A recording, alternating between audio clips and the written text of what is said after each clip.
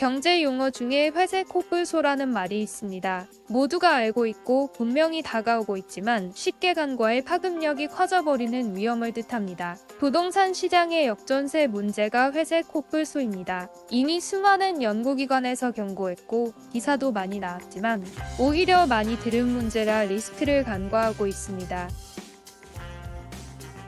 정부가 최근 발표한 역전세 반환 대출은 문제를 더 키울 겁니다. 겉으로는 집주인들이 한숨 돌린 것처럼 보이지만 현실에서는 급전세 매물을 대거 만들고 하반기 전세값을 더 무섭게 하락시킬 겁니다. 그리고 다가올 전세값 하락은 내년 집값을 결정지을 중요한 변곡점이 될 겁니다. 5월 기준 서울의 평균 갱신 보증금은 5.8억 원으로 이전보다 1억 이상 하락했습니다. 경기도 아파트 전세가격 지수는 22년 7월을 고점으로 지금까지 하락 중입니다.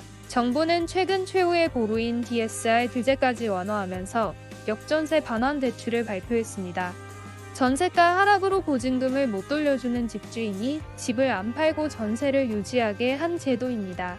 언론에서는 집주인들이 한숨 돌렸다고 하지만 저희는 이 반환 대출이 하반기 전세값을 무섭게 끌어내릴 것으로 예측합니다. 이 대출은 원래라면 매도 매물이나 경매로 나와야 할 주택을 전세 시장에 그대로 머물 수 있게 개입합니다. 문제는 선순위 대출 전세를 양산한다는 점인데 이는 시세보다 저렴한 급전세를 대거 공급하면서 평균 전세가를 하락시킬 겁니다. 상품 구조를 보면 이해가 쉽습니다. 역전세 주택 집주인이 역전세 반환 대출을 받으면 은행은 해당 주택의 근저당권을 설정합니다. 근저당권은 돈을 빌려줬다는 표시로 집이 경매로 넘어갔을 경우 먼저 배당금을 받을 수 있는 권리입니다. 이 주택의 전세로 들어올 후속 세입자는 자신의 보증금을 호순위 권리로 설정해야 합니다. 은행 대출이 선순위이고 후속 세입자 보증금은 호순위가 됩니다. 이 순위는 주택이 경매에 넘어갈 때 배당을 받는 순서라 매우 중요합니다. 집을 사거나 전세를 구할 때 등본을 떼서 권리관계를 살펴보는 것도 이 때문입니다. 역전세 반환 대출을 받은 집은 모두 선순위 대출이 있고 세입자 보증금은 호순위로 설정됩니다. 같은 가격의 전세주택인데 선순위 대출이 낀 주택에 들어갈 사람은 없겠죠. 이 때문에 선순위 대출주택은 일반적인 전세 시세보다 보증금이 낮게 거래됩니다. 리스크가 있으면 저렴해지는 것이 자본주의 원리이기 때문입니다. 두 번째 문제는 집주인의 재무 상태입니다. 기존에도 세입자 퇴거 대출은 존재했지만 역전세 반환 대출과 다른 점은 DSR 적용 여부입니다. 기존 퇴거 대출은 DSR 40% 적용을 받아 대출 한도가 남은 집주인만 이용했습니다. 하지만 역전세 반환 대출은 DSR 규제를 적용 안 해 한도를 대폭 풀어준 상품입니다. DSR은 최후의 보루 상격이 강한데 이를 초과해야 겨우 보증금을 돌려줄 수 있는 재정 상태인 거죠. 특례보금자 이론을 통해서도 반환 대출을 신청할 수 있는데 이 대출은 1주택자로 대상이 한정됩니다. 반면 반환 대출은 다주택자도 받을 수 있습니다.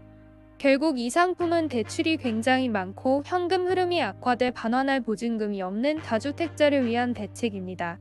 앞으로 선순위 대출이 끼어있는 전세 물건이 많이 나올 겁니다. 이들 주택 집주인들은 한계치까지 대출을 끌었었다고 판단하면 됩니다. 과연 그런 집에 들어가서 2년 뒤에 전세 보증금을 돌려받을 수 있을까요? 전세값이 더 하락하면 집주인은 어떻게 돈을 돌려줄까요? 올 하반기야 그렇다 쳐도 2년 뒤 후속 세입자는 또 어떻게 구할까요? 돈이 없는 집주인은 대출을 받고 후속 세입자까지 구해야 기존 세입자 보증금을 돌려줄 텐데 과연 이 집에 들어가려 할 세입자가 얼마나 될까요? 정부에서도 이 같은 문제점을 알고 있기 때문에 집주인이 보증금 반환보증보험을 의무적으로 가입하도록 했습니다.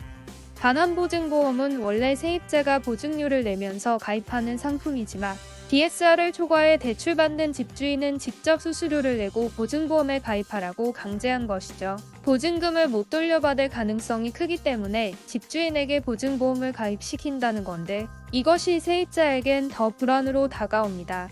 보증보험은 반환 청구를 하려면 내용증명부터 시작해 신청 절차가 복잡합니다. 이를 차치해도 세입자는 보증금을 정해진 기간에 돌려받지 못할 수 있다는 불확실성을 갖고 거주해야 합니다. 요즘 왜 새마을금고에서 돈을 빼갈까요? 5천만 원 보장 제도를 몰라서가 아니라 내 돈을 맡긴 금고가 망하고 돈을 돌려받아도 제때 못 받을 수 있다는 불확실성 때문입니다. 불확실성은 리스크입니다. 보증보험 유무의 문제가 아니라 이 리스크가 싫기 때문에 세입자들은 해당 주택에 들어가려 하지 않을 겁니다. 이 같은 페널티를 감수하고 후속 세입자를 구할 유일한 방법은 가격 인하입니다. 선순위 대출이 있고 현금 흐름이 부족해도 시세 대비 싸다면 들어올 세입자를 찾을 수 있습니다.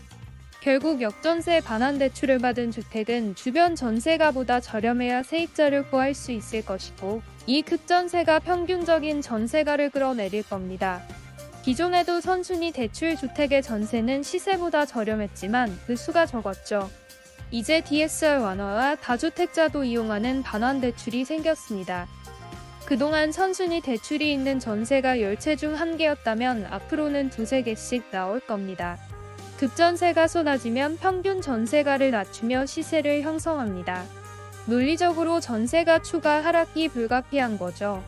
선순위 대출이 있는 주택은 전세 대출이 안 나올 수도 있습니다. 요즘 전세 세입자들은 대부분 전세금 대출을 받아서 들어가는데 결국 전세 대출도 해당 주택을 담보로 빌려주는 것이기 때문에 집주인 대출금과 세입자의 전세 대출 한도가 해당 주택 담보 비율을 넘지 않아야 합니다. 당연히 대출 심사가 까다롭고 대출 한도 또한 생각한 만큼 안 나올 가능성이 큽니다. 한국은행에 따르면 작년 서울 전세계약 주택 중에 27만 8천여 가구가 역전세 위험이 있고 경기 인천 지역은 40만 6천 가구가 위험하다고 분석했습니다. 역전세는 이미 현실이기 때문에 반환대출 잔액도 빠르게 늘고 있습니다. 작년 1에서 5월 반환대출은 3.5조 원 규모였는데 올해는 4.7조 원으로 늘었습니다. 여기에 신규 대출 상품까지 생겼으니 잔액 증가 속도는 더 빨라질 겁니다. 내년 상반기까지 수도권에서 재계약을 앞둔 전세는 233조 원에 달합니다. 역전세 사태는 아직 시작도 안 했습니다. 정부가 막고자 하는 건 집값 급락입니다. 집주인의 급매 매도나 경매로 넘어가는 걸 대비한 거죠. 반환대출은 집값 경착륙을 막을 일종의 쿠션입니다. 역전세를 대출로 막고 전세가 하락으로 시간을 번 다음 집값 연착륙 시나리오를 그린 겁니다. 최근 부동산 호가가 오르면서 상승장을 말하는 사람이 많지만 역전세 문제는 간단히 끝나지 않을 겁니다. 반환대출발 전세 하락은 예상할 수 있어도 쉽게 간과하는 회색 코뿔소입니다. 사람은 자신이 경험 못한 일은 잘 믿지 않습니다. 심지어 그것이 눈앞에서 달려오고 있는 코뿔소라고 해도 말입니다.